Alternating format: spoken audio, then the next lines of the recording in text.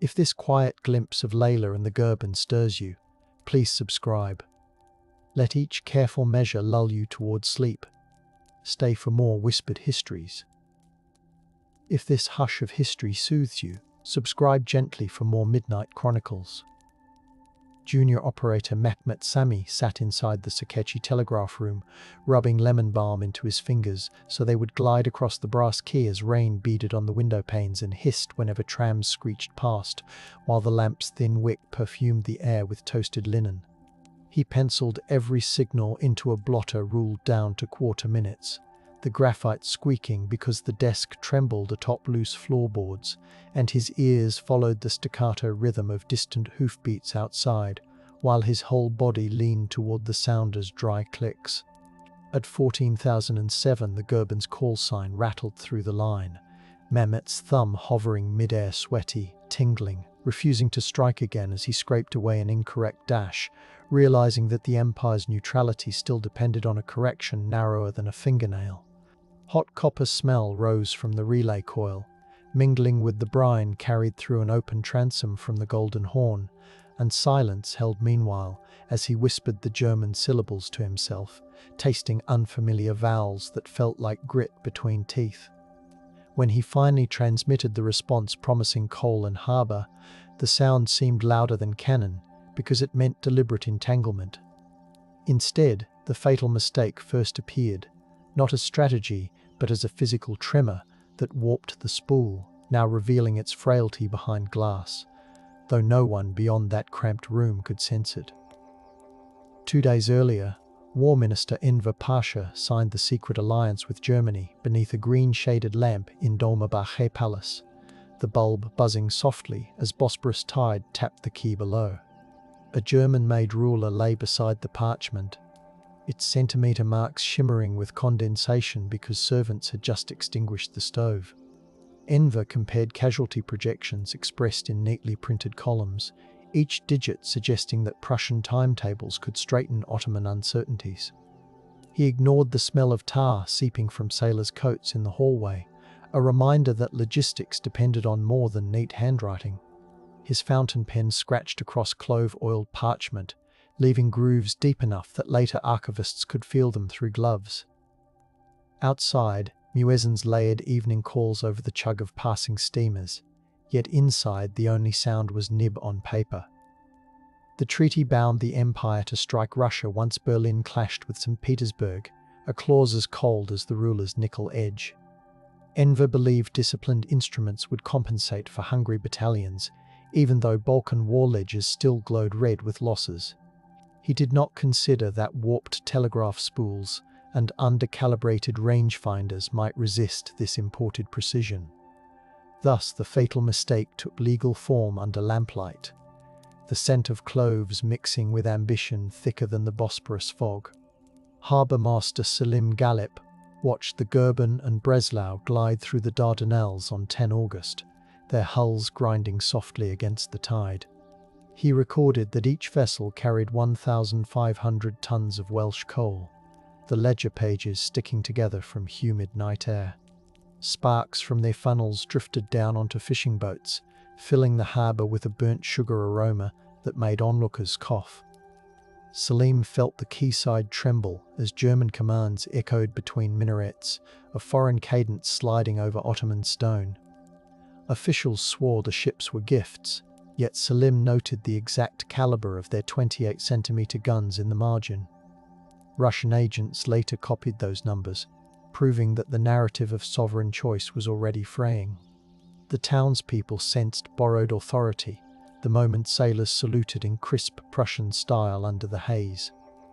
Even the coal dust settling on Selim's cuffs carried a different texture, denser, glittering with unseen agreements. He felt history tilting while the sea lapped oily foam against his boots.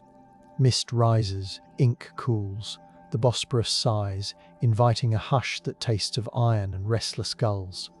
Further south at Çanakkale, engineer Ahmed Rustam recalibrated coastal rangefinders whose lenses had fogged with salt and pollen blown from pine groves.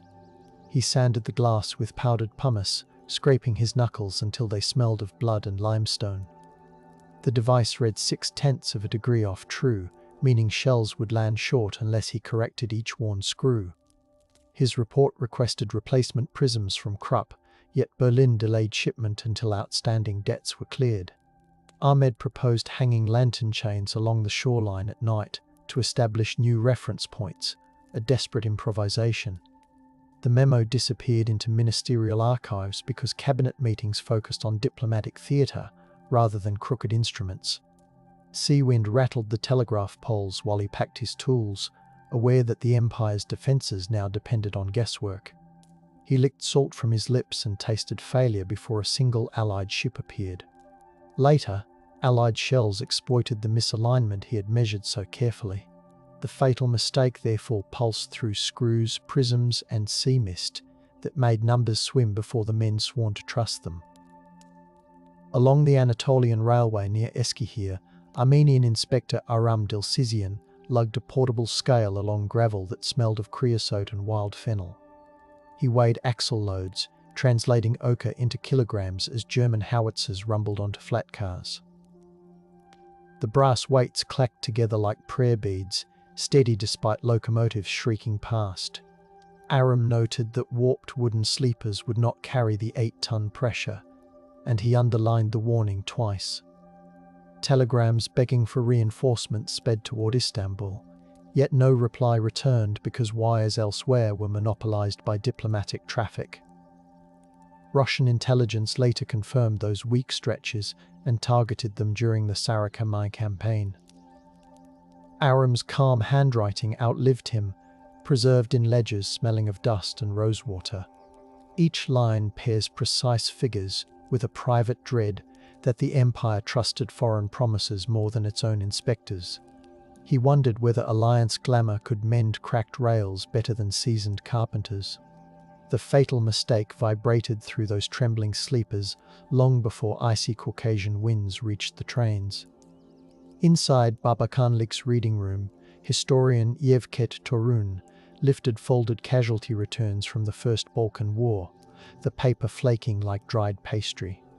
The columns listed 34,152 rifles lost, 17,654 men missing, 987 horses dead from starvation. Each figure was stamped in violet ink, its metallic tang lingering on the fingertips of anyone who touched the page. Next to them lay Committee of Union and Progress memos promising German drills that would erase such deficits. These sheets had been withheld from public discussion simply because shame felt heavier than censorship. When Chevket smoothed them under lamplight, dust glittered like embers rising from a battlefield pyre. He realized the myth of a rejuvenated army existed only because these brittle ledgers stayed folded. The evidence whispered that the fatal mistake began in the willful refusal to let data breathe. Outside, trams clanged along the sublime port, oblivious to the quiet avalanche of numbers inside. The archive smelled of starch and defeat, a sensory counter-argument to every triumphant speech. In Galata's marble headquarters, British clerk Edith Pennington tallied July 1914 customs receipts beneath buzzing arc lamps. Her ledger showed 1,275,000 Ottoman lira earmarked for foreign debt service, leaving 45,000 lira for emergency coal. She dusted chalk residue from exchange boards, the powder coating her cuffs like flour. Outside, Salep vendors stirred copper pots, their cinnamon steam wafting through open windows. Edith underlined the coal shortfall, imagining warships idling without fuel. Minutes later, a cable arrived suggesting mining the Dardanelles, yet the Treasury could barely finance extra anchors. She exhaled, hearing only the soft scrape of ledgers closing. Numbers, not myths, forecasted whether neutrality could hold, and the arithmetic already screamed no. Her report travelled to London, but Ottoman ministers never saw the warning.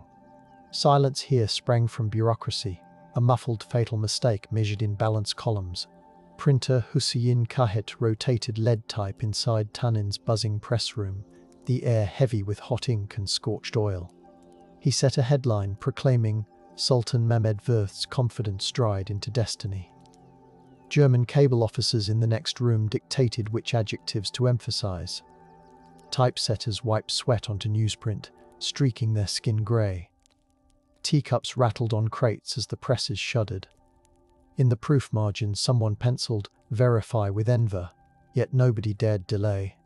The distance between private doubt and public proclamation measured barely 2 centimetres on the galley. Readers inhaled fresh paper, believing sovereignty intact. Hussein stacked bundles while feeling the oily heat cling to his palms. The fatal mistake rode those vibrations out to the streets disguised as confidence. On the Black Sea, Admiral Wilhelm Souchon timed gunnery drills with a German stopwatch snapping at each 35-second cycle.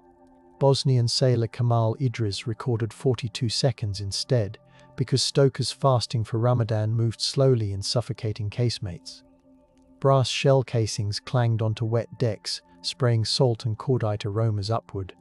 Souchon barked that efficiency would save the empire, ignoring cultural rhythms steering his crews. Deck logs captured those seconds under skylights smeared with soot. When he ordered the raid on Odessa, his conviction rested on these adjusted figures, not parliamentary consent. Kemal felt the stopwatch weight heavier than any medal. He whispered a prayer, tasting coal dust on his tongue.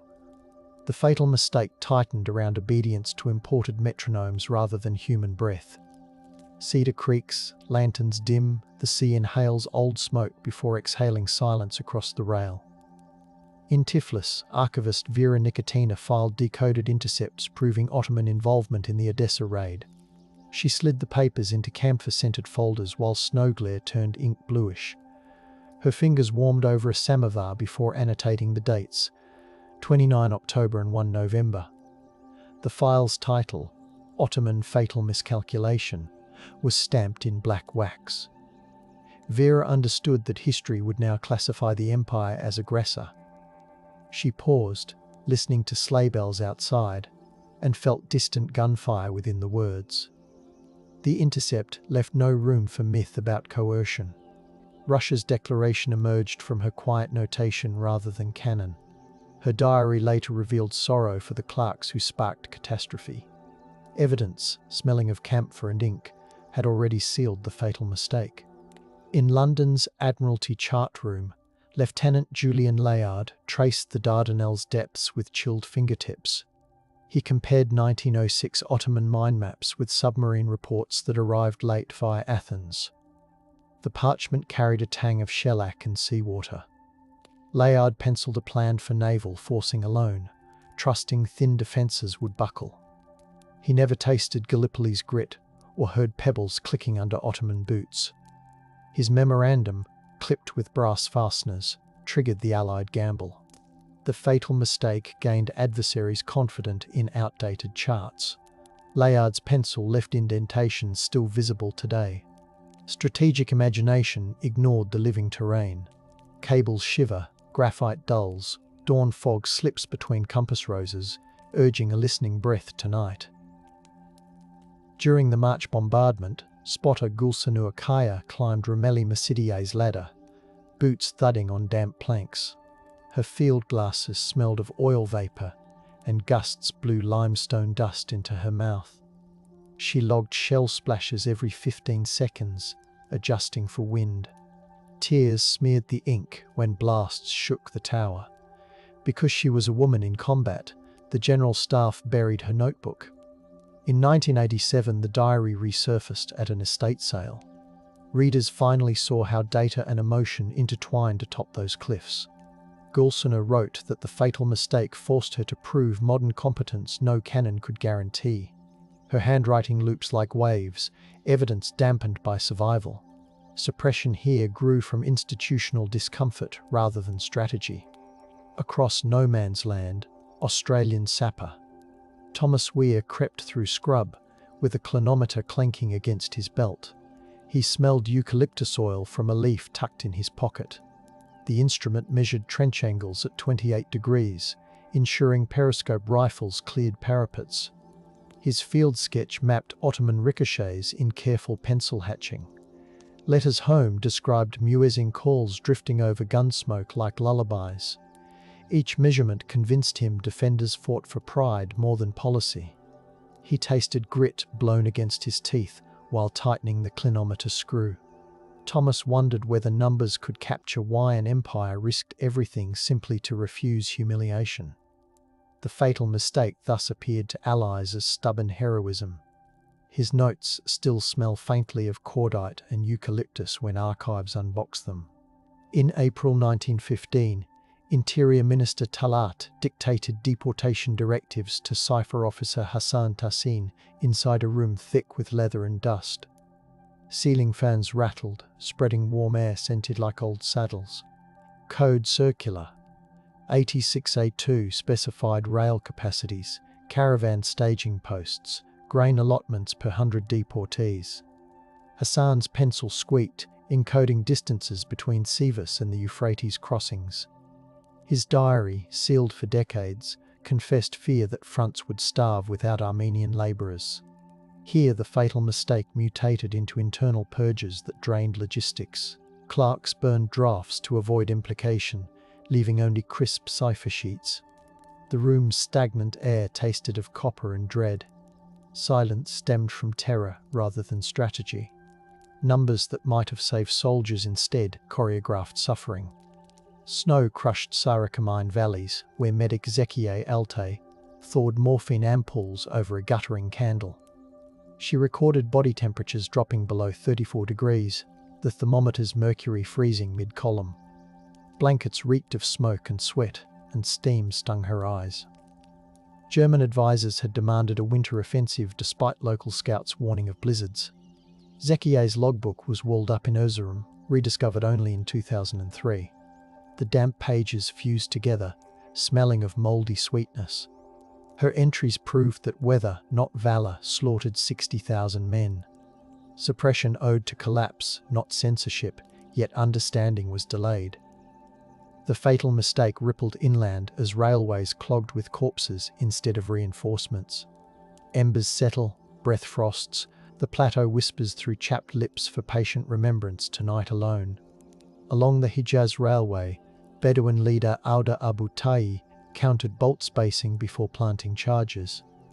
British liaison T.E. Lawrence noted the rails rang like tuning forks when struck.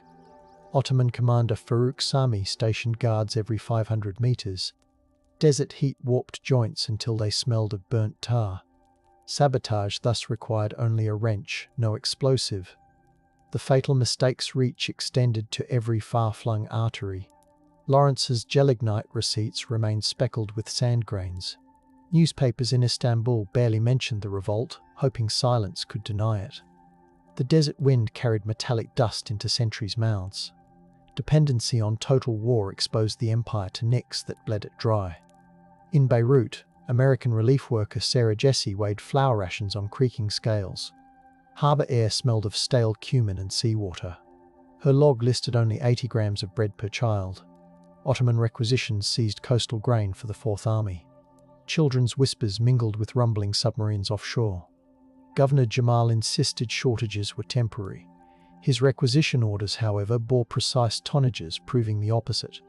Sarah's reports were censored upon arrival in Istanbul. Famine became another facet of the fatal mistake. Silence tasted of salt and guilt.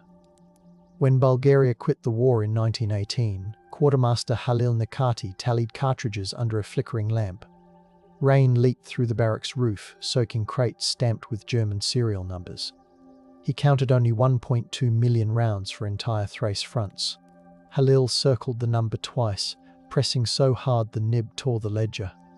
The room smelled of damp wool and despair. He compared the total with casualty forecasts, realizing a month more would empty every depot. These ledgers later proved the army defeated before Mudros.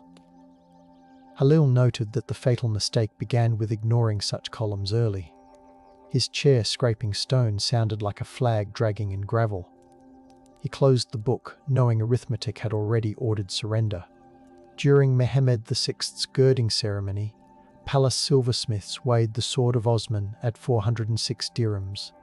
Incense of rose petals and beeswax filled the hall, masking Bosporus damp.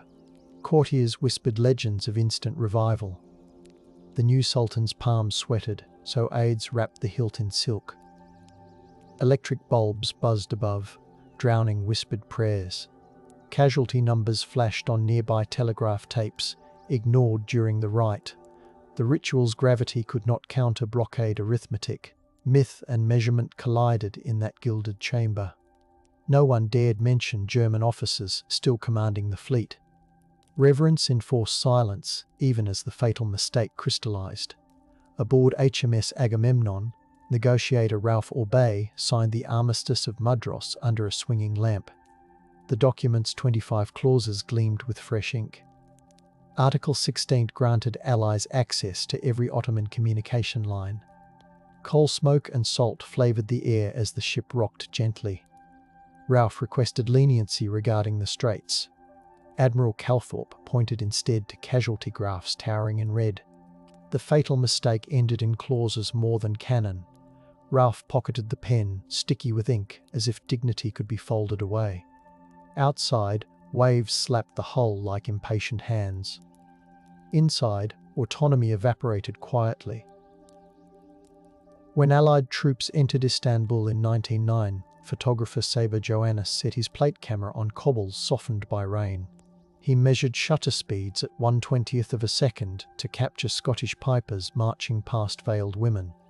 Bread baskets smelled of damp yeast as French sailors inspected telegraph offices. Sensors briefly seized the negatives to limit humiliation. Saber stored them in cedar boxes perfumed with resin. Decades later, the prints resurfaced, showing the fatal mistake's visual fingerprints. Discovery, suppression, and rediscovery curved once more through cedar-scented darkness. The images revealed quays where empire surrendered to documentation. Even puddles reflected bayonets like thin shards of judgment. Brass glitters, drums fade, gulls wheel through drizzle, urging the city to breathe once more before answering.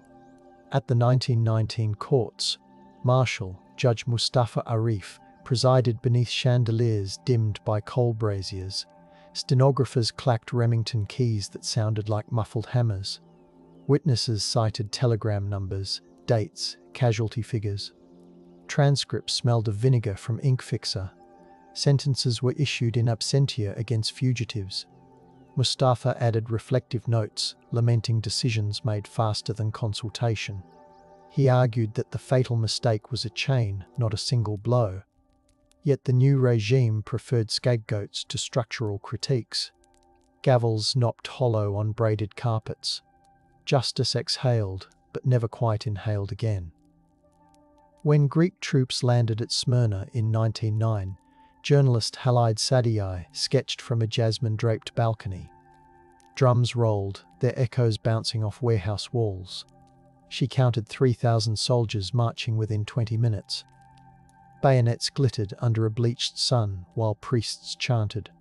Crushed figs from market stalls perfumed the humid air. Halide wrote that the fatal mistake had invited occupiers speaking different promises. Her notes were smuggled on rice paper beneath embroidered shawls. British censors seized most editions, delaying publication until the Republic. The crowd's silence mixed awe with dread. Cobblestones vibrated under synchronized boots, imprinting memory onto stone. At San Remo, cartographer Henry Laurent unfolded silk-backed maps dividing Ottoman provinces. His protractors sliced territories with surgical precision. Coffee and cigar smoke mingled with sea breeze. He annotated oil fields near Mosul, grain routes along the Euphrates. Ottoman diplomats never saw his margin notes predicting revolts. The French Foreign Ministry locked the files until 1972. Discovery, suppression, and rediscovery looped again. Henri's ink stains remain on the silk like bruises. The fatal mistake allowed outsiders to measure the empire more ruthlessly than it measured itself.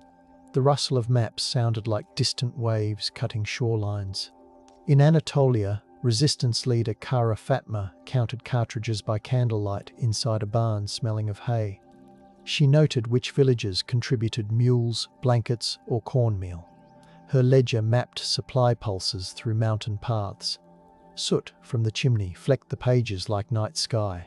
She framed the fatal mistake as trusting foreign clocks over local rhythms.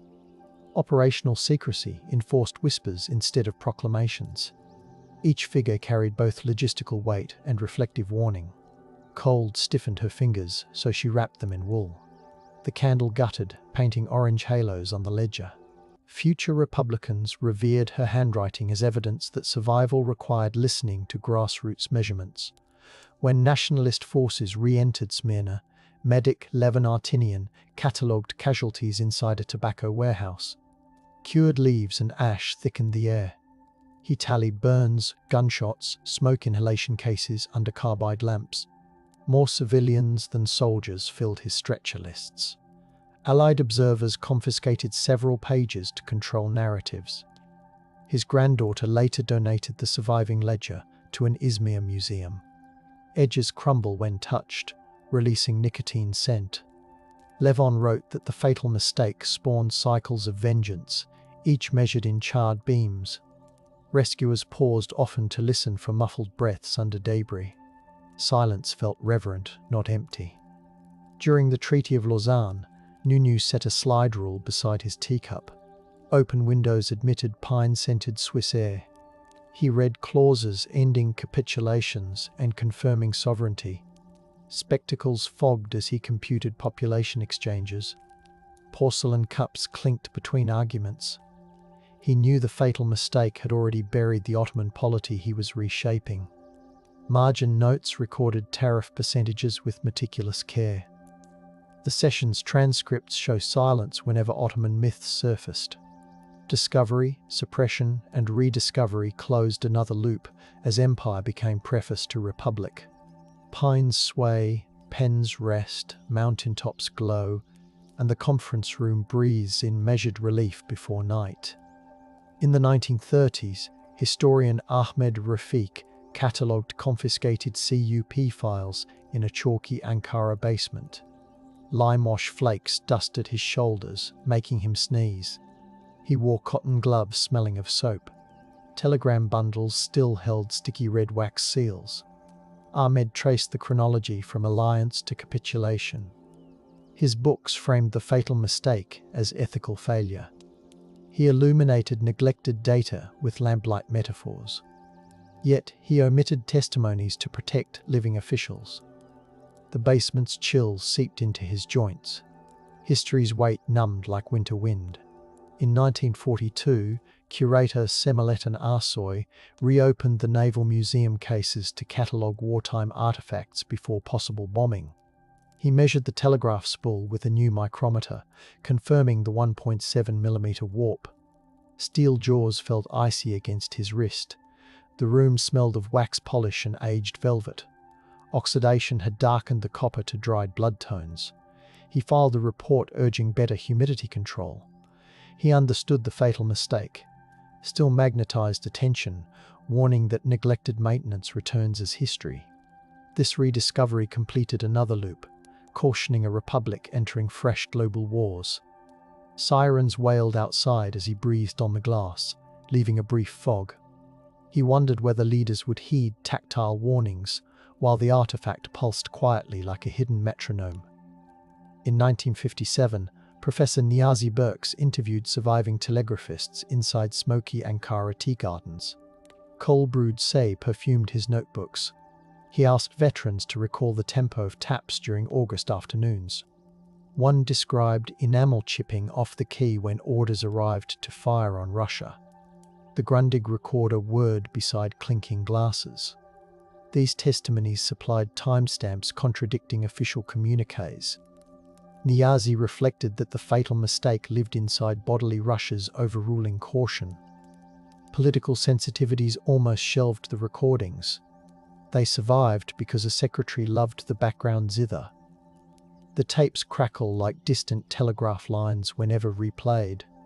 Archaeologist Sevim Onaren excavated Chunuk Bair in 1964, brushing sand scented with wild thyme. She unearthed shrapnel balls, water canteens, and a rusted German stopwatch frozen at 00,035. The stopwatch matched Admiral Souchon's drill tempo. Sevim logged coordinates using a transit that clicked softly in the Aegean breeze. Her report argued that imported regimens persisted even where terrain defied them. Bureaucrats sidelined the study for 8 years. Trench layers waited in silence, smelling of rust and herbs. Publication in 1972 finally linked mechanical confidence to the fatal mistake. Sevim kept the stopwatch's faint ticking in her memory.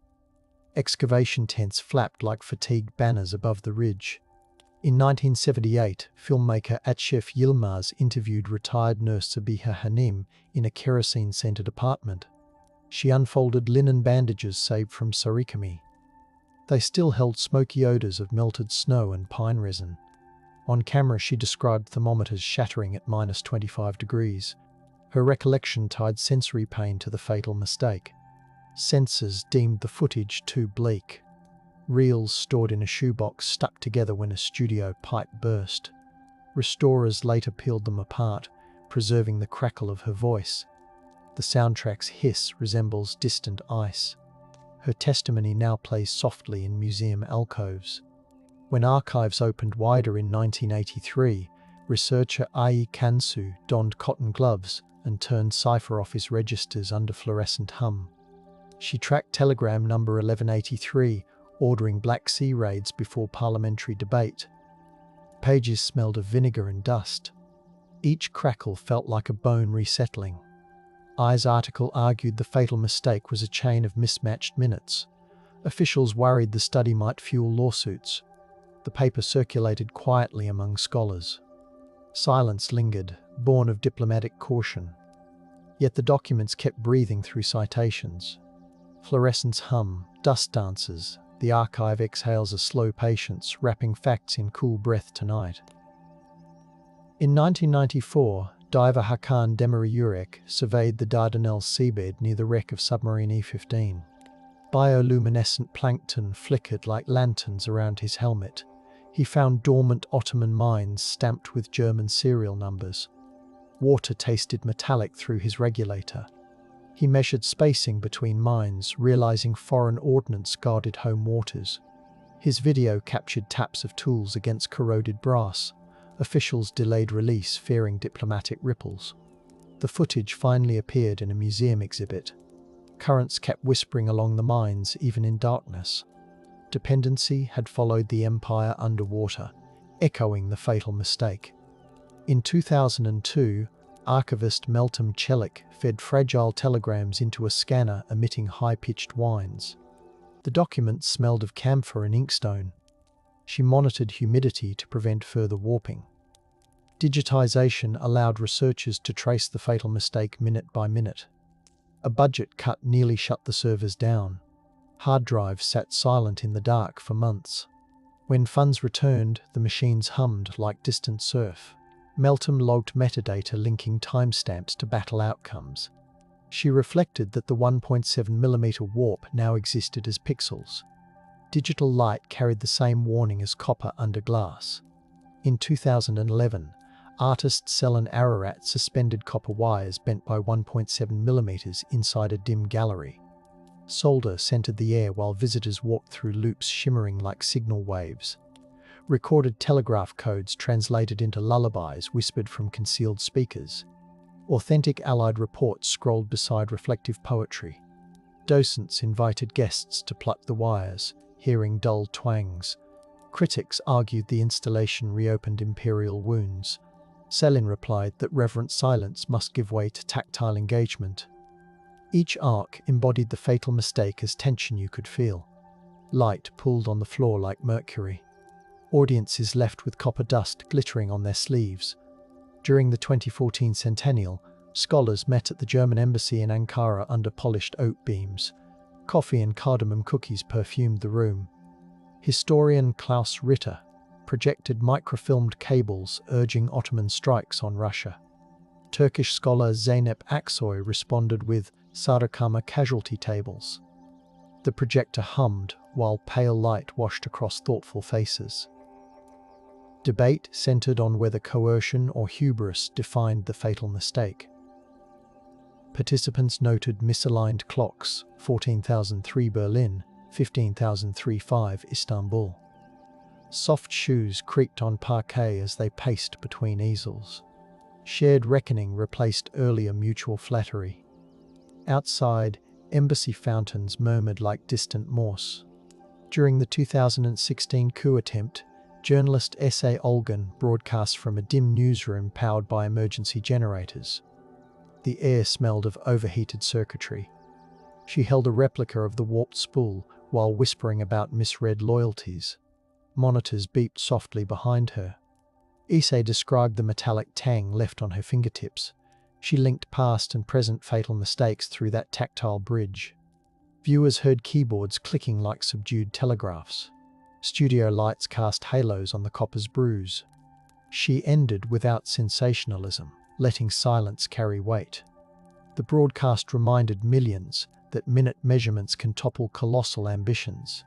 In 2018, mathematician Rana Sagan modeled Ottoman logistics using archival figures. Her lab smelled of whiteboard markers and warm circuits. Software chimed whenever a scenario failed, which was often. Rana mixed equations with essays on ethical prediction, arguing the fatal mistake started when leadership dismissed analysts like her predecessors. She wiped chalk dust from her hands, feeling grit shared with telegraph tables. Funding agencies initially shelved her preprint. Eventually the study emerged, showing shortages within weeks regardless of optimism. She wondered whether modern states truly heed their data. Silence here arose from prideful hesitation. Chalk settles, code hums, midnight fluorescents pulse, and the lab exhales a thin, listening hush tonight. During the 2020 lockdown, curator Deria Aksu checked humidity inside the Naval Museum while ferries honked across an empty Bosporus. Disinfectant and sea salt perfumed the silent hall. She placed digital hygrometers beside the telegraph display. The glass fogged briefly when she breathed on it. Deria whispered the measurements: 50% relative humidity, 20 degrees Celsius. She believed the fatal mistake taught curators to honor tiny thresholds. Outside, gulls replaced traffic noise.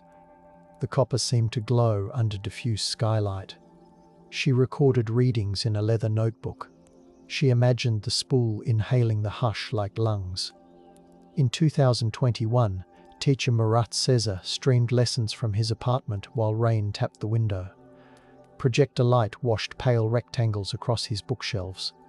He shared 3D scans of Ottoman documents with students muted on screen. Murat overlaid Morse beeps beneath his narration to keep them grounded in sound. He zoomed in on the 1.7mm warp, tracing it with a cursor. Chat bubbles blossomed silently as students sent reflections.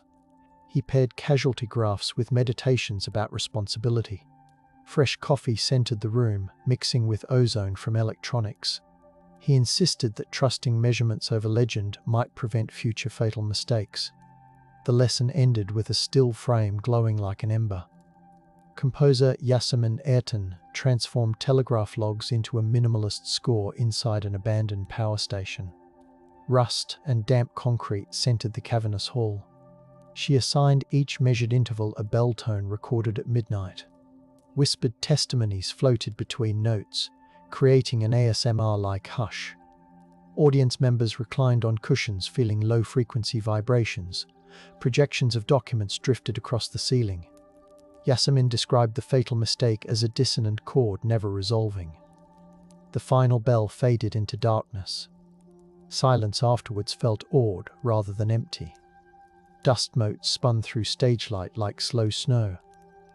During the 2023 centennial, guide Orhan Yalchin led visitors through a fiber optic corridor tracing Ottoman timelines. Cedar and old paper perfumed the passage. He paused before the spool, now paired with casualty graphs and diplomatic cables. Soft heartbeat audio pulsed beneath his voice. Orhan asked guests to imagine the metallic taste of copper on the tongue. Footsteps muffled on felt runners. He linked measurements, rail kilometers, coal tons, frost degrees, to the fatal mistake. No one asked questions. The cadence felt complete yet unresolved. Gulls cried faintly beyond the windows. The story lingered like incense. Engineer Pelinada coated replica artifacts with responsive polymers in a lab smelling of solder and citrus cleanser. Gloves embedded with sensors relayed pressure data to humming servers. She programmed the telegraph spool's 1.7mm dip so users could feel the slump through fingertips. Touchscreens glowed blue as participants traced invisible histories. Pelin argued that memory must remain bodily to prevent new fatal mistakes. Funding proposals cited earlier cycles of suppression. Each test produced a faint buzz like distant Morse. She smiled whenever visitors flinched at the unexpected texture. The lab lights reflected off copper surfaces like small suns. Future historians will literally grasp the warning. Philosopher Elif Sarahan taught a twilight seminar called Metrics of Collapse on a campus lawn glistening with dew. Crickets trilled around the benches. She projected spreadsheets beside poems by Yahya Kemal. Students traced graphs with fingers before journaling reflections. Elif framed the fatal mistake as a refusal to hear instruments already whispering fatigue. They doodled warped spirals in the margins. Notebooks smelled of rain-damp paper. She urged them to balance empirical warning with lyrical empathy. Bells from a distant chapel drifted through trees. Bells distant, pages rustle, campus shadows thicken, and the seminar breathes as night gathers around attentive ears. Each autumn, Bosporus ferry captain Murad Gurksi charts winter timetables with pencil marks that smudge in diesel warmth. A replica spool sits on his dashboard. Foghorns bellow while gulls wheel overhead. Murad matches each horn blast to archival timestamps he memorized. Passengers sip hot salep, their breath clouding windows. He murmurs the Empire's decisive dates under his breath. He believes steering requires listening to hull vibrations as much as radar. He tells trainees that forgetting those vibrations echoes the fatal mistake that once warped the Empire's bearings. Copper's metallic scent mingles with coffee in the cabin. Night lights smear across the current like ink, and the city feels suspended between caution and yearning. Now the warped spool rests beneath amber light, copper scent lingering even through sealed glass. Visitors lean close enough to fob the case, watching their reflections skim across the metal's bruise.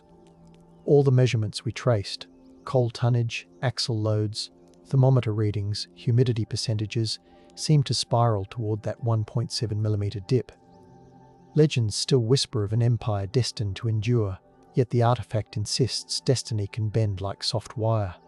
Evidence gathered by operators, engineers, nurses, sailors, archivists, artists, and teachers continues to press gently against nostalgia. Discovery, suppression, and rediscovery keep looping, as though the story prefers murmurs to verdicts. Every sensory fragment, salted wind, oiled leather, time on trench walls, ozone around projectors, threads through the question of why leaders trust myths more than instruments. Perhaps the fatal mistake remains unfinished, a companionable ghost reminding each listener to feel data as texture, temperature, rhythm. We stand in the hush, hearing imagined clicks drift through the room like distant rain. The sand remembers, instruments hum, the hollow waits, and night drapes copper in a hush beyond certainty. A few steps from the copper case, Conservator Layla carefully unrolled a fresh mylar sleeve, its crinkling whisper mingling with the steady hum of the dehumidifier, and slid out a faded ration chit stamped 1914, its violet ink smelling faintly of sun-warmed grapes. The chit promised 4 ockers of coal to a coastal watchpost near Kumkale, yet the reverse bore a small grease stain where a sentinel had pressed his thumb after counting only 2. The discrepancy is barely measurable. A half-gram of missing fuel oil shimmer absorbed into porous paper, but the tension ripples forward. In the same box, Layla found the watchpost's log penciled in soot, remarking that the men burned signal flags just to brew tea. Those ashes fluttered over the strait like premature surrender. The fatal mistake thus rests inside promises trimmed by necessity, a whispering shortage that left artillery crews blinking in the cold, while envoys boasted about unlimited reserves. The paper still crackles when unfolded, each fibre carrying the scent of singed wool. Down the hill at the Imperial School of Engineering, barometric technician Musa Haka once calibrated aneroid gauges by candlelight because the dynamo had failed, the flame breathing resinous scent against the brass diaphragms. Musa's surviving notebook, pages browned like toasted pastry, reveals he subtracted 0.4 millimeters from every storm warning. Because German manuals insisted on a sea level baseline, never adjusted for Istanbul's humid microclimate.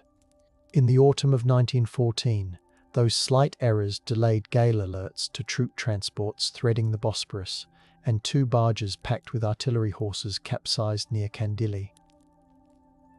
The animals' panicked whinnies echoed through the fog like torn silk, persuading dock workers that something more than weather had shifted. Musa later scratched a remorseful note in the margin, should have trusted the window frost, and the graphite smudge still glints under archival lamps. The fatal mistake here crept in on chilled air, disguised as meticulous conformity. In Damascus, stargazer Selime Ferhan pointed a brass sextant from a rooftop observatory scented with wild jasmine and baking flatbread. She logged lunar distances to refine telegraph synchronization between Aleppo and Medina, her ink shimmering blue-black under kerosene glow. Her tables, stored inside a cedar chest, show widening gaps after August 1914. Ottoman operators were instructed to privilege Berlin's master clock, even when the desert sky insisted on another rhythm. The cumulative drift reached 6 minutes by October, causing relief trains to misalign with water deliveries along the Hijaz Railway. Camel troughs dried before caravans arrived, and the taste of dust thickened on soldiers' tongues. Selime wrote that stars were ignored, as though loyalty could bend constellations. Her quiet protest, scrawled on the back of a lunar diagram, survives because a lizard egg hardened against the page and preserved it. The fatal mistake thus extended across celestial calculations, where obedience eclipsed observation. Archivist Dimitrios Kotsakis, stationed in the Greek-dominated port of Ayvalık, catalogued seized Ottoman dispatches within a warehouse perfumed by olive presses and brine. He wore cotton gloves slick with lamp oil as he unfolded parchment orders detailing emergency levies of sponge divers to lift British mines. Margins carried smudged fingerprints from harbour masters who knew their divers had fled when Greek scouts appeared offshore.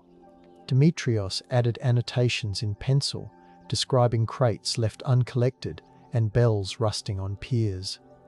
Those pencil strokes, musty with olive dust, reveal that by 1917, the Empire's maritime lifelines were already skeletal, held together by requisitions nobody could fulfill. His ledger ends mid-sentence, interrupted by the morning call to evacuate before Allied troops arrived. Yet that unfinished line impeccably captures the fatal mistake, logistics dreamed on paper but never touched by hands accustomed to salt and rope. Deep inside Konya's Khan, camel-born postal inspector Fatma Diyar unfolded waxed envelopes that resisted opening because desert heat had fused their edges, releasing a tart odor like sun-baked figs. She verified route stamps by brushing talcum over them, the powder rising in soft clouds. Her report from October 1914 lists 27 missing mailbags containing tax receipts earmarked for Anatolian depots. The bags had been diverted by local militias trading grain for rifles, a barter the Central Treasury refused to acknowledge. Fatma stitched her report into the lining of her cloak, leaving it for her sister in Ankara. The thread now frays inside an ethnography exhibit, silently attesting to fiscal arteries collapsing far from the straits. The fatal mistake, therefore, also belongs to these stolen mailbags, to powdery seal impressions ignored by ministers who craved grand alliances more than dusty receipts. In Sivas, meteorologist Levon Marashian, whose beard always carried the scent of pine resin, plotted temperature gradients on a glass pane frosted by his breath. He lacked coloured inks, so he used diluted beet juice, which dried into translucent maroon veins across the contour map. His December 1914 bulletin warned that the Doshu Anadolu Plateau would dip to -30 within days, urging a halt to the planned encirclement of Sarikamoy. The warning travelled by sled to Erzurum, where it met a snowdrift that soaked the paper until the beet pigments bled into a sunset blur. General Hafez Hakizade noted the smudged colours but could not decipher the figures, and the army marched anyway. Levin's original glass pane survives, its etched isolines crisp as icicles. When museum light grazes those grooves, you can almost feel the cold radiate outward. The fatal mistake glistens there, frozen between notation and comprehension. Meanwhile, at the Ottoman Mint across the Golden Horn, Assayer Rush tu Tevfik heated gold sovereigns under a spirit lamp scented with citrus peel to test for adulteration. War loans demanded precise alloys, yet the German advisors insisted on accelerating the assay process to triple daily output. Richu's solution, chipped at the rim from haste, made the scale pans quiver. He began approving coins that rang dull when struck. Within weeks, merchants refused the brittle lira, and the bazaar filled with a metallic smell of mistrust.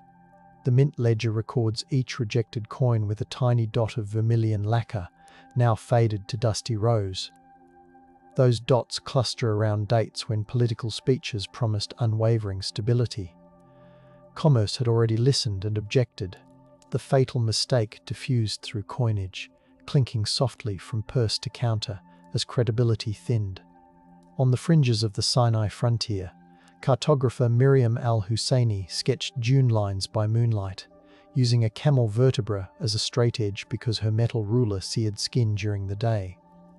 Her maps depict wells with circles of cobalt pigment, yet after the German-Turkish expedition rerouted water to railheads, several wells dried to sour puddles. She added faint grey crosshatches over them, a cartographic sigh.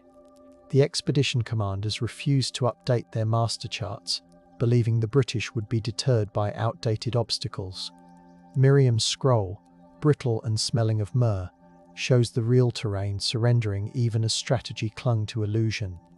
When the document resurfaced in 1999, restorers discovered grains of sand embedded in the pigment, minute glittering testimonies to a landscape misheard.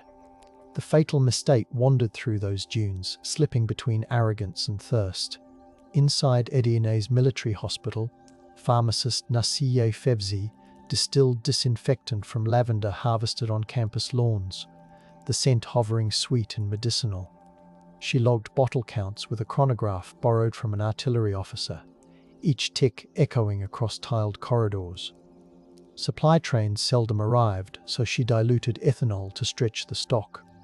Her log from January 1915 notes that a shipment meant for Gallipoli was instead diverted to a private warehouse in Thessaloniki as collateral for munitions.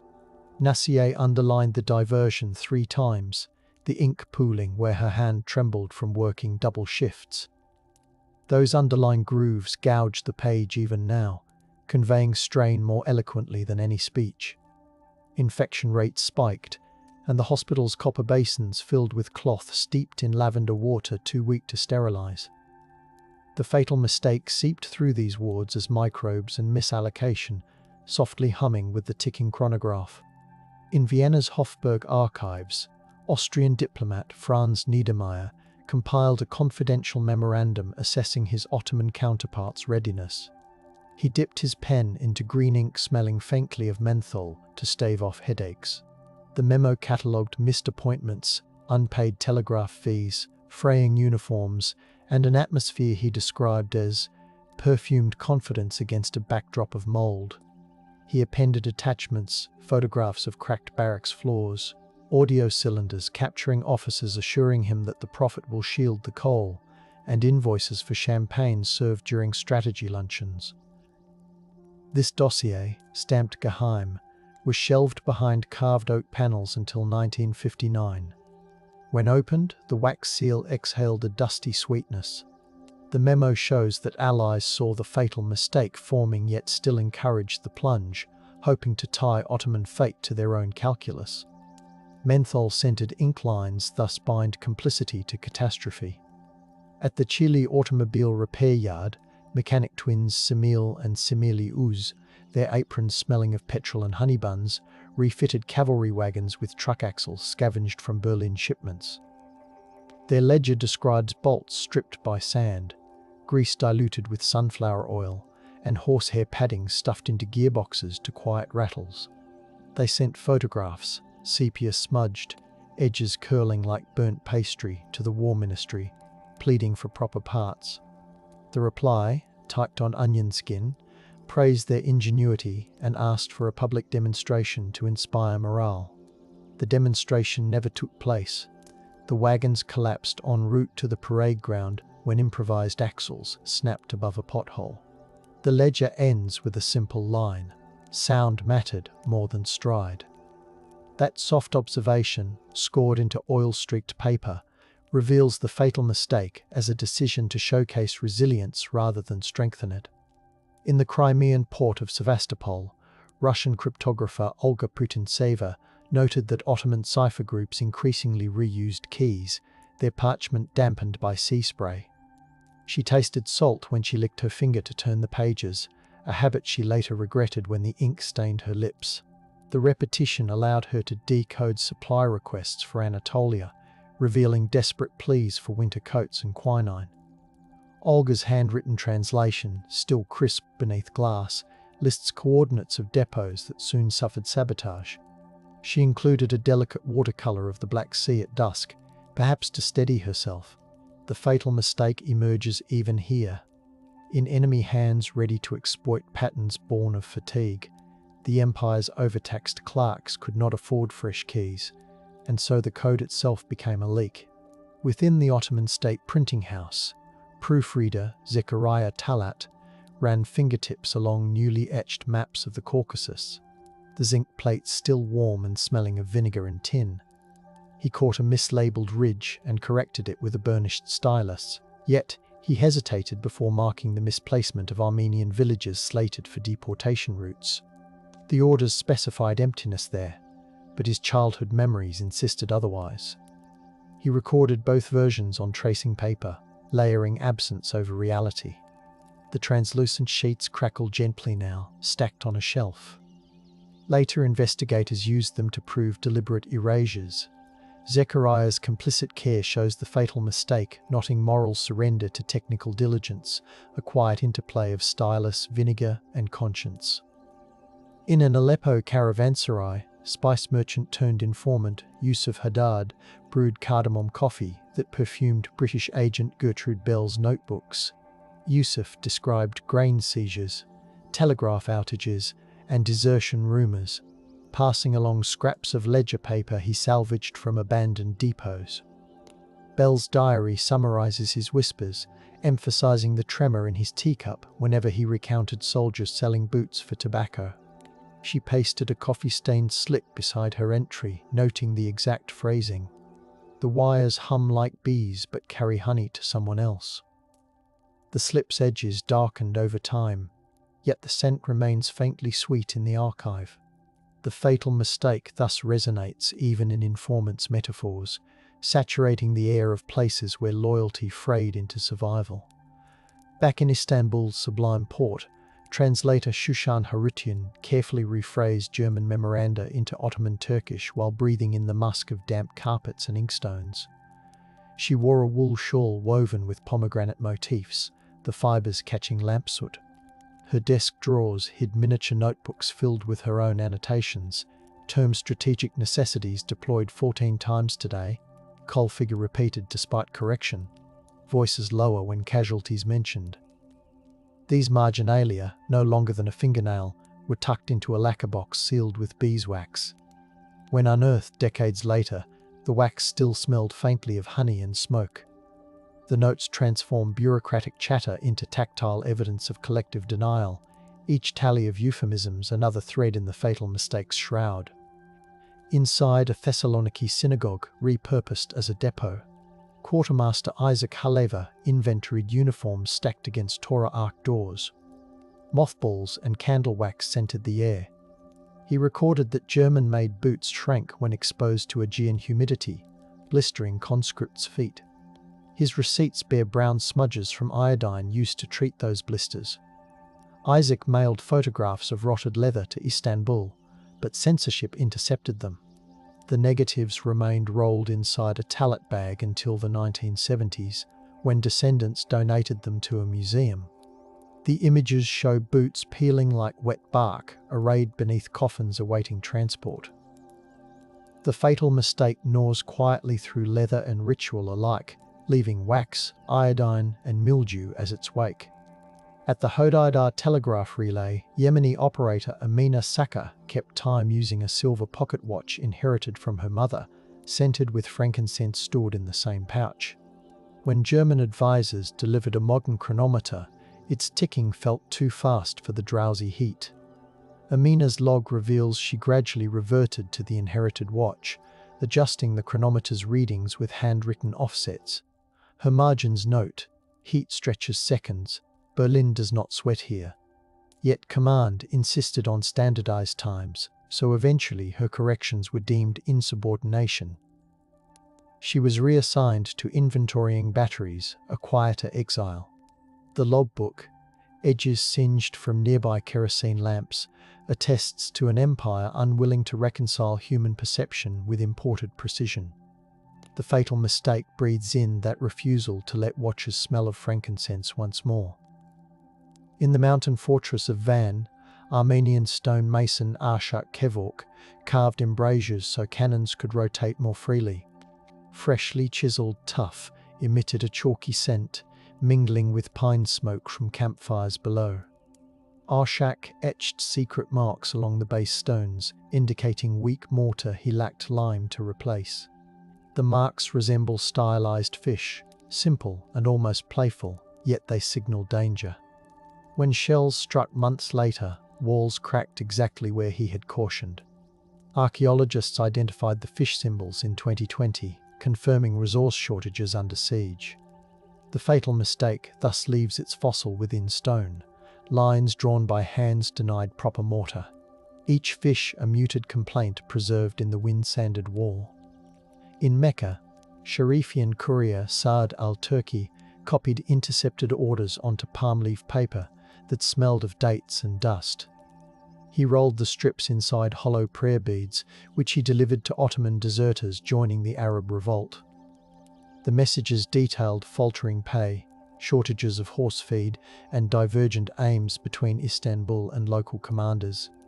When Ottoman patrols captured some deserters, they found the hollow beads but never decoded the miniature script, mistaking it for decorative calligraphy. The beads, now in a museum case smelling faintly of cedar polish, prove that intelligence seeped through devotional objects while central authorities insisted on uniform loyalty. The fatal mistake is etched even in these palm fibers, fragile yet stubborn. On the Romanian front, sanitary inspector Peride Hanum dipped litmus strips into field wells, the paper turning lavender in water laced with river silt. She recorded bacterial counts beside notes about soldiers drinking brine to numb hunger. Her log, bound in blue buckram, documents boiling times, soap rations, and the salty smell of sweat-soaked uniforms steaming near campfires. Commanders skimmed the figures but highlighted her final remark: "Morale follows clean cups." They underlined it twice, as though morale could be ordered like soap. The wells continued to sicken regiments, and parade strips fluttered unnoticed into a leather pouch. Today those strips, brittle as moth wings, remind us that the fatal mistake spread through every ignored test tube and feverish night. In the railway workshops of Haydarpalna, apprentice Aydin Kural traced locomotive pistons with chalk that squeaked like tiny screams, marking stress fractures along iron that smelled of rust and coal.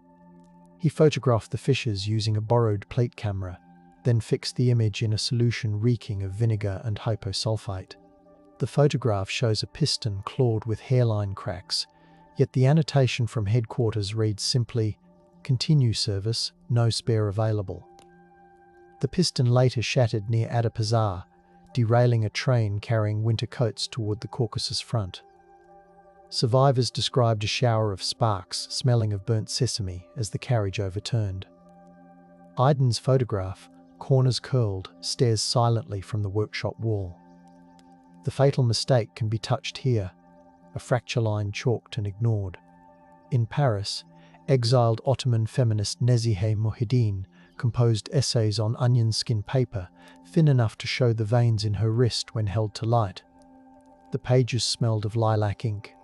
She argued that dismissing women's logistical expertise, nurses, educators, clerks, had accelerated collapse. She cited letters from schoolmistresses who rationed lamp oil to keep classes open, only to see their budgets reassigned to ceremonial uniforms. French publishers declined to print her essays until 1925, but manuscripts circulated hand to hand, rustling softly in salons scented with Gauloise smoke. The fatal mistake thus includes silenced warnings from those expected to bandage wounds without questioning their cause. During the armistice occupation, Italian naval officer Carlo Maffei toured Ottoman depots, his leather gloves smelling of tar and cologne. He noted in his diary that the lathes were coated in fine coal dust untouched for months, and that the presses still held unfinished shells stamped with half-formed crescents. Carlo pocketed a brass shavings handful, writing that it felt warm, as if the machine still believed in orders. Those shavings, stored in a glass vial, glimmer under museum lights. They speak of inertia halted mid-spin, the fatal mistake lingering like static in idle machinery. Even the silence after surrender has texture, oily, metallic, patient. Meanwhile, in the Anatolian hinterland, Pastor Jacques Demir recorded sermons delivered in barns smelling of straw and kerosene. His leather-bound journal intertwined scripture with inventory, jars of quince jam traded for rifle parts, bolts of linen exchanged for cartridges. He chronicled how villagers debated whether the fatal mistake was spiritual pride or material neglect. Under one winter entry, he glued a feather from a migrating crane, brittle now, symbolizing a wish to carry burdens elsewhere. British patrols seized parts of the journal, yet the section about crane feathers survived because it stuck to the cover and resisted prying fingers. The fatal mistake hovers in these barns, in prayers muttered over ration tallies. At the League of Nations in Geneva, translator Fatih Rami ensured Ottoman debt negotiations were rendered into French without losing nuance.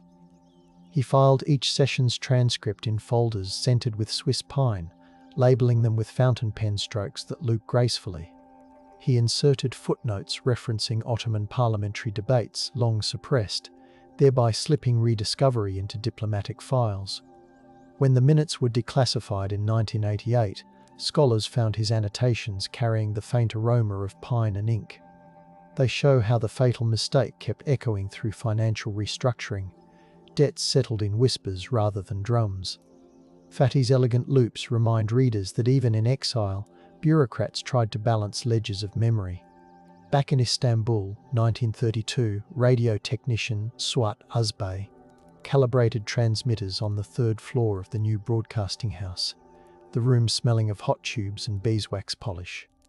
He built a late-night program titled Soundings of the Straits, overlaying boat horns with readings from newly published diaries of telegraphists.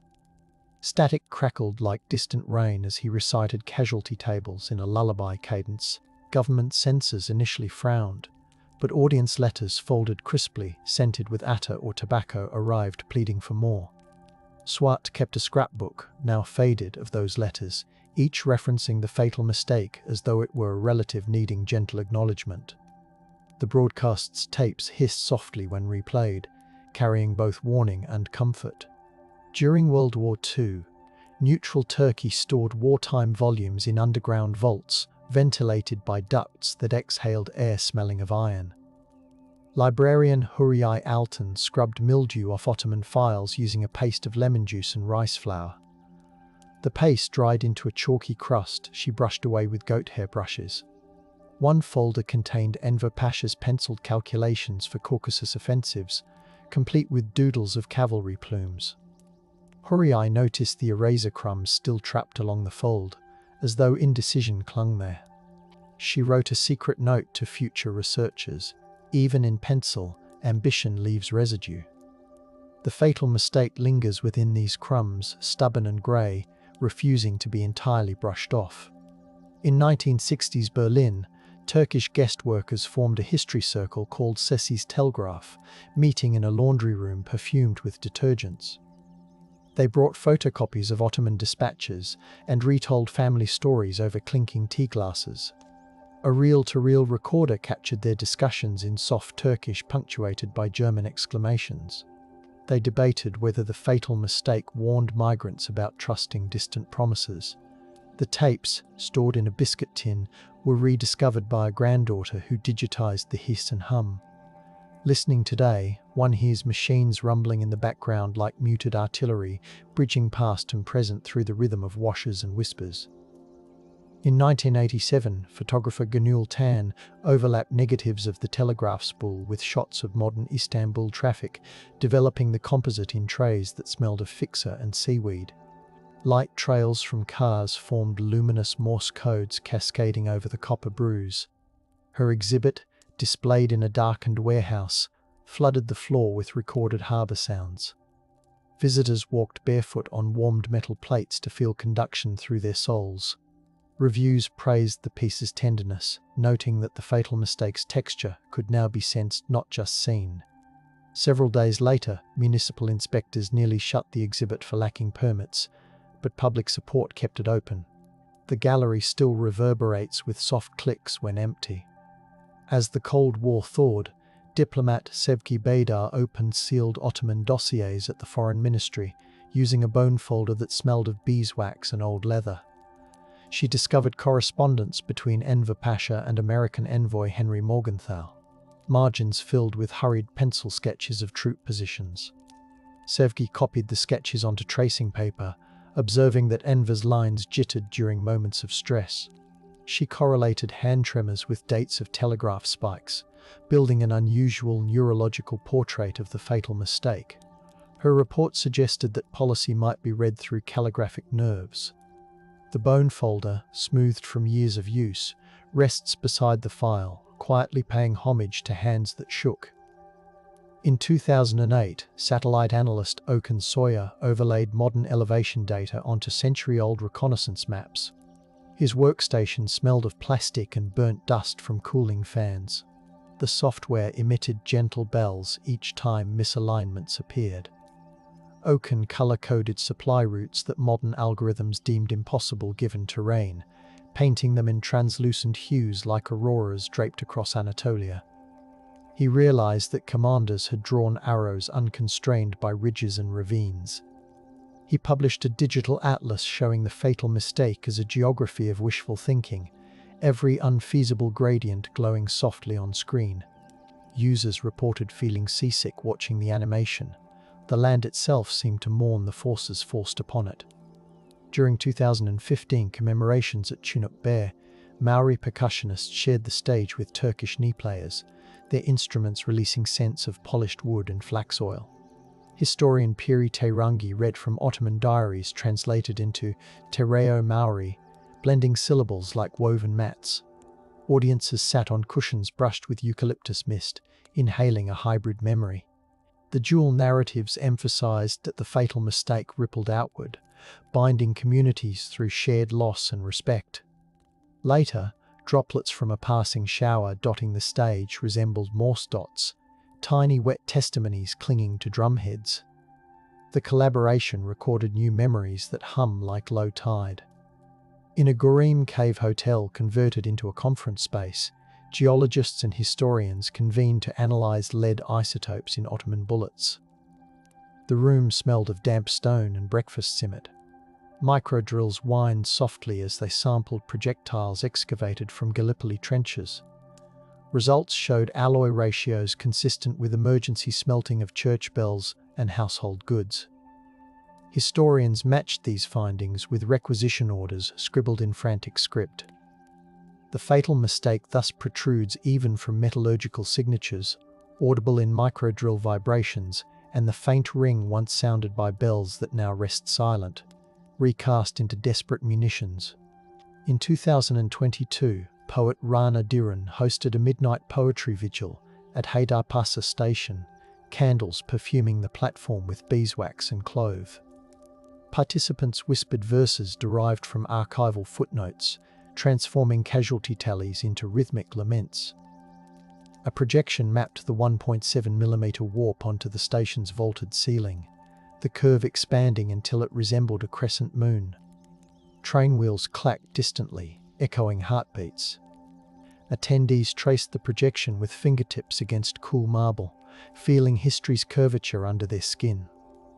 Rana's program booklet, printed on translucent rice paper, warned that the fatal mistake persists whenever numbers lose their humanity. Wind lifted the pages in gentle waves, making the text flutter like breath. Finally, in the present hush of the Naval Museum's sub-basement, a small device rests beside the copper spool, a haptic pad programmed to replay archival pressure data whenever fingertips hover above its surface. When activated, the pad warms slightly, releasing a faint aroma of solder and lemon oil. Users feel a subtle dip, precisely 1.7mm, accompanied by a whispered overlay of telegraph clicks, heartbeat samples, and ocean swells. The program cycles through sensory fragments gathered from all the documents, instruments, and testimonies we have traced. Lavender wards, frankincense watches, beet-stained weather charts, olive-dusted ledgers, jasmine observatories, petrol-soaked repair yards. Each vibration insists that the fatal mistake is not a single thunderclap, but a collage of overlooked textures. As palms hover above the pad, the museum lights dim, and the compressor's sigh blends with imagined surf. The copper spool, the ration chit, the mylar sleeve, the haptic pad all listen together, inviting us to breathe slowly, to honour data as sensation, and to let the night cradle